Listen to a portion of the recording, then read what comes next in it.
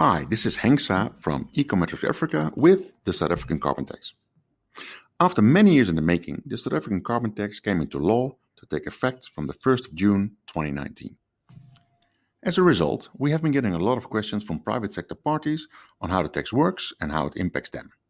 After almost a year of providing answers to similar questions, we decided to put together a set of tutorial videos in which we describe our understanding of the tax and the regulations surrounding it. So let's go ahead and get started. In our first video, we thought we'd provide some background on the purpose of the tax and the scope of activities and entities covered by it. As some of you probably know, South Africa is a party to the United Nations Framework Convention on Climate Change, or UNFCCC, as well as being a signatory to the Paris Agreement. At a global level, the country has formulated its climate change ambitions in its National Determined Contribution, or NDC for short. The emission pathway proposed in the NDC is based on the so-called peak plateau decline trajectory. In practical terms, this means that the country has committed itself to stabilize its emissions by the middle of this decade, followed by a declining trajectory from 2035 onwards. To be able to achieve these targets, the government is implementing a range of policies. One of these policies is the South African carbon tax and the main subject of this set of videos. So how does it work?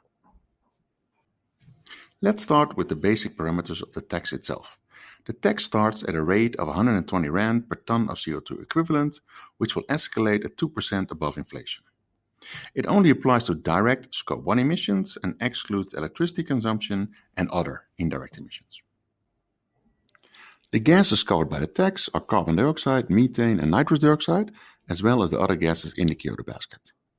The tax includes emissions from combustion as well as process and fugitive emissions alike. With some exceptions, activities in the energy and industrial sector are covered by the tax, and activities within the waste, agriculture, forestry and other land use sectors are exempted.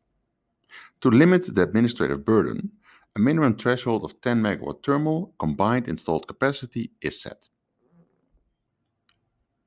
The first phase of the carbon tax will run from the 1st of June 2019 till the 31st of December 2022. Once a company has determined if they're in or out of the tax net, they do not only need to work out what their taxable emissions are, but also which discounts it is eligible for.